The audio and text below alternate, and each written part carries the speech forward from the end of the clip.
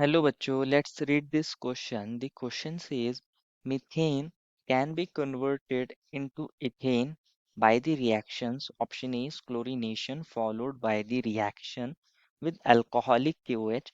Option B is chlorination followed by the reaction with aqueous KOH. Option C is chlorination followed by Wood reaction. And option D is chlorination followed by decarboxylation.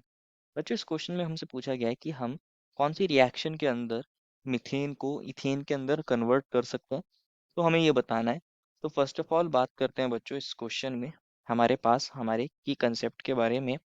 की concept क्या होगा बच्चों, हमारे पास chemical reactions of alkene, chemical reactions of alkene, ये हमारे पास की concept होगा। हमें यहाँ पे हमारे एल्केन्स की रिएक्शन को समझ होनी चाहिए, तभी हम बता सकते हैं कि हमारा मीथेन हमारे इथेन में कैसे कन्वर्ट होगा, कौन सी रिएक्शन के अंदर कन्वर्ट हो जाएगा। तो डिफरेंट डिफरेंट हमारे पास केमिकल रिएक्शंस होती हैं, और हमें क्या करना है, एक ऐसी रिएक्शन देखनी है जिसमें हमारा जो मीथेन होता है दैट इज CH4, वो किसके अंदर कन्वर्ट हो जाए, वो इथेन के अंदर कन्वर्ट हो जाए। ऐसी केमिकल रिएक्शन को हमें देखना है हमारे एल्केन्स की, जिसमें हमारा मीथेन इथेन के अंदर कन्वर्ट हो जाए दैट इज C2H6। तो देखते हैं वन बाय वन सारी रिएक्शंस को बच्चों। अगर आप सभी रिएक्शंस को देखोगे तो उन्होंने क्लोरीनेशन कराया है। हमारा मीथेन स्टार्टिंग मटेरियल था और सब में क्लोरीनेशन हुआ है, और उसके बाद हमने कुछ और किया है, फॉलोड बाय बाद में हमने कुछ और किया है। तो फर्स्ट स्टेप हुआ है क्लोरीनेशन। बात कर लेते हैं हमारे पास क्लोरीनेशन की। क्लोरीनेशन क्या होता है बच्चों, हमारे पास क्लोरीनेशन के अंदर हमारे पास हमारे मीथेन के अंदर क्या आ जाएगा, क्लोरीन आ जाएगा। ये हमारे पास CH4 होता है, और अगर हम इसको Cl2 से ट्रीट करा देते हैं और हमने मान लीजिए HNu लाइट ले ली है, तो यहाँ पे क्या बन जाता है हमारे पास CH3Cl। क्या बन जाता है, CH3Cl बन जाता है, और साथ में बनता है यहाँ HCl। तो अभी हमारा मेन प्रोडक्ट कौन है, CH3Cl। बनता कैसे है? होता क्या है, अगर इसके मैकेनिज्म को हम थोड़ा सा समझे कि हमारे पास इसके मैकेनिज्म में होता क्या होगा। तो बच्चों हमारे पास फर्स्ट स्टेप में क्या होता है, Cl और ये Cl, ये दोनों इलेक्ट्रॉन हमारे पास होमोलिटिकली क्लीव हो जाते हैं अगर हम इन पे HNu डालते हैं, और ये इलेक्ट्रॉन इसके पास, एक इलेक्ट्रॉन इसके पास, तो ये हमारे पास 2Cl रेडिकल्स की फॉर्मेशन करते हैं। अब ये जो हमारे पास CH4 है, हम इसको ऐसे लिख सकते हैं CH3, और ये हाइड्रोजन है। अब हमारा जो Cl रेडिकल बना होगा वो क्या करेगा, हमारे इस हाइड्रोजन के साथ क्या बना लेगा, बॉन्ड बना लेगा। ये इलेक्ट्रॉन इसका भी होमोलिटिकली क्लीव हो जाएगा, और यहाँ पे हमारे पास CH3 के ऊपर भी एक इलेक्ट्रॉन चला जाएगा, तो बन जाएगा यहाँ हमारे पास CH3 रेडिकल, और साथ में बनेगा हमारे पास यहाँ HCl। अब क्या हुआ है, जो CH3 रेडिकल बना है थर्ड स्टेप में, ये हमारे पास CH3 रेडिकल है। अगेन हमारे पास Cl2 तो प्रेजेंट ही होगी, तो एक इलेक्ट्रॉन इसका है, एक इलेक्ट्रॉन इसका है। ये CH3 रेडिकल जो बना है, ये इस Cl के साथ क्या बना लेगा, इलेक्ट्रॉन देकर अपना बॉन्ड बना लेगा, और ये वाला हमारे पास अगेन एक Cl रेडिकल बन जाएगा। तो क्या बन जाएगा यहाँ CH3Cl, और साथ में बनता है यहाँ पे हमारा Cl रेडिकल जो फर्दर रिएक्शन कर रहा होगा। तो कुछ इस तरीके से रिएक्शन होती है, ये हमारी क्लोरीनेशन है। हमारे पास जितने भी ऑप्शंस दिए गए हैं सब में क्लोरीनेशन हो रहा है, तो अभी हमने क्लोरीनेशन को समझ लिया। अगर हम बात करें, हम क्लोरीनेशन कर रहे हैं जब मीथेन की, तो हमारे पास क्या हो रहा होगा, हमारे पास CH3Cl बन रहा है। कौन बन रहा है, CH3Cl बन रहा है।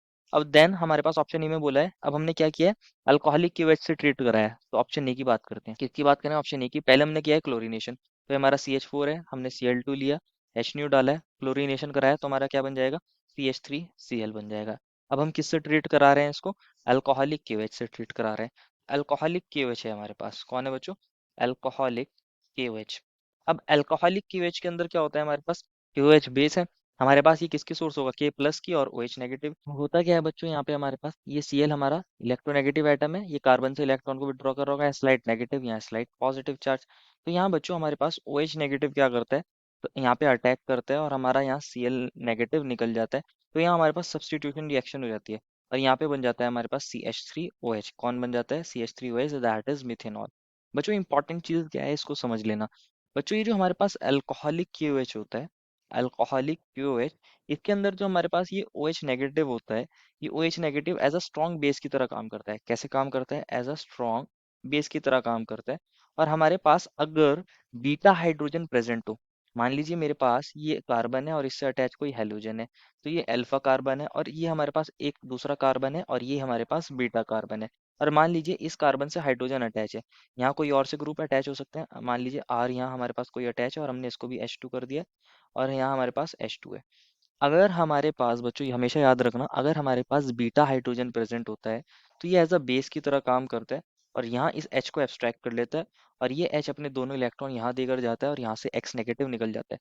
तो यहाँ से बच्चों हमारे पास डीहाइड्रो हेलोजिनेशन हो जाता है, HX निकल जाता है, और यहाँ फॉर्मेशन ऑफ एल्कीन देखने को मिलता है, RCH डबल बॉन्ड CH2। लेकिन ये जब कंडीशन लगाते हैं, जब हमारे पास कौन हो बच्चों, हमारे पास बीटा हाइड्रोजन होना चाहिए। कौन होना चाहिए? बीटा हाइड्रोजन होना चाहिए, दैट इज बीटा कार्बन पर हमारे पास हाइड्रोजन होना चाहिए, तब ये वाले हमारे पास एल्कोहलिक क्यूएच ऐसे काम करता है। लेकिन यहाँ पर हमारे पास सिर्फ अल्फा कार्बन था, बीटा कार्बन नहीं था, तो यहाँ हमारे पास जो OH नेगेटिव होगा वो एज अ न्यूक्लियोफाइल काम करेगा और सब्स्टिट्यूशन रिएक्शन दे देगा। तो हमारे पास ए के अंदर क्या प्रोडक्ट बन रहा है, हमारे पास CH3OH मिथेनॉल बन रहा है, इथेन यहाँ नहीं बनता, तो ऑप्शन ए तो हमारा गलत हो जाएगा। बात कर लेते हैं सेकंड रिएक्शन की। सेकंड रिएक्शन के अंदर हम एक्वस क्यूएच के साथ ट्रीट करा रहे हैं क्लोरीनेशन करने के बाद। तो सेकंड ऑप्शन को भी देख लेते हैं। हमने क्या किया है, मीथेन लिया है और उसका किया है क्लोरीनेशन, Cl2 से ट्रीट कराया है, HNU ले लिया है बच्चों। अब HNU ले लिया तो यहाँ क्या बन जाएगा हमारे पास, CH3Cl। अब इसको एक्वस क्यूएच से ट्रीट करा रहे हैं। एक्वस क्यूएच से अगर हम इसको ट्रीट कराते हैं बच्चों, तो यहाँ पे अगेन यहाँ हमारे पास स्लाइट नेगेटिव, यहाँ पॉजिटिव, ये हमारे पास क्या कर रहा होगा, इलेक्ट्रॉन को विड्रॉ कर रहा होगा। यहाँ जो OH नेगेटिव होता है बच्चों, वो एज अ क्या काम करेगा, एज अ न्यूक्लियोफाइल काम करेगा, और यहाँ पर बच्चों अटैक करेगा और यहाँ से Cl नेगेटिव निकल जाएगा। तो क्या प्रोडक्ट बन जाएगा, CH3Cl।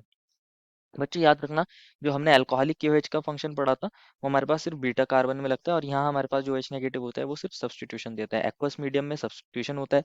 और हमारे पास अगर बात करें हमारे अल्कोहलिक मीडियम में, KOH क्या काम करता है, हमारे पास डिहाइड्रो हेलोजिनेशन देता है अगर बीटा कार्बन हो। लेकिन क्योंकि मिथाइल क्लोराइड के अंदर बच्चों हमारे पास बीटा कार्बन नहीं था, बीटा हाइड्रोजन नहीं था, तो वहां उसने सब्स्टिट्यूशन दिया था। थर्ड ऑप्शन में हमें मिला है, क्या मिला है बच्चों, chlorination followed by Wurtz reaction. अब बात करते हैं chlorination followed by Wurtz reaction. अगर हम बात करें वुड्स रिएक्शन की, फर्स्ट ऑफ ऑल बात कर लेते हैं बच्चों हमारे वुड्स रिएक्शन की। तो वुड्स रिएक्शन के अंदर क्या होता है बच्चों, हमारे पास हम एल्काइल हैलाइड को ट्रीट कराते हैं। किसको ट्रीट कराते हैं, एल्काइल हैलाइड को ट्रीट कराते हैं, किसके साथ, सोडियम मेटल के साथ, in presence of dry ether. मान लीजिए मेरे पास ये एल्काइल हैलाइड है RX, और मैंने सोडियम ले लिया है, और अगेन एक और एल्काइल हैलाइड का मॉलिक्यूल ले लिया है RX, और हम ले लेते हैं यहाँ पे बच्चों कौन, ड्राई ईथर। क्या होता है बच्चों, हम इसको 2 ले लेते हैं, तो यहाँ से बच्चों हमारे पास 2NaX निकल जाता है, और हमारे पास जो अल्काइल है उसका डाइमराइजेशन हो जाता है, और ये बन जाता है RR, और साथ में बन जाता है 2NaX। तो हमारे पास एक काइंड की बच्चों ये हमारे पास कपलिंग डाइमराइजेशन रिएक्शन होती है। तो अगर हम बात करें हमारे पास क्या किया गया है, सही ऑप्शन में क्लोरीनेशन किया गया है, दैट मीन CH4 को ट्रीट कराया अगेन Cl2 के साथ, और HNU ले लिया है। तो हमारे पास क्या बनता है बच्चों, CH3Cl बना है। अब क्वेश्चन ने कहा है अब आपको क्या करानी है, वुड्स रिएक्शन करानी है। तो हमारे पास ये मिथाइल क्लोराइड बन गया है। अब हम वुड रिएक्शन करा रहे हैं, दैट इज हमने 2Na ले लिया है, और अगेन एक और मॉलिक्यूल ले लिया है हमारे पास मिथाइल क्लोराइड का। अब हम यहाँ ले लेते हैं बच्चों कौन, ड्राई ईथर को। तो वुड रिएक्शन के अंदर क्या होगा, हमारे पास 2NaCl निकल जाएगा यहाँ से। कौन निकल जाएगा, 2NaCl यहाँ से निकल जाएगा, और क्या बन जाएगा, CH3CH3, क्या बन जाएगा, CH3CH3, और साथ में बच्चों यहाँ बनता है 2NaCl। तो मेन प्रोडक्ट क्या बन रहा है हमारे पास, इथेन बन रहा है। इथेन बनना है, स्टार्ट हमने किससे किया था, मीथेन से किया था, और प्रोडक्ट बन रहा है हमारा इथेन। तो इस रिएक्शन से हम बना सकते हैं मीथेन को इथेन के अंदर कन्वर्ट। तो ये जो हमारा ऑप्शन सी है ये सही हो जाएगा, बी भी गलत हो गया था। डी को देख लेते हैं, क्लोरीनेशन फॉलोड बाय डिकार्बोक्सिलेशन।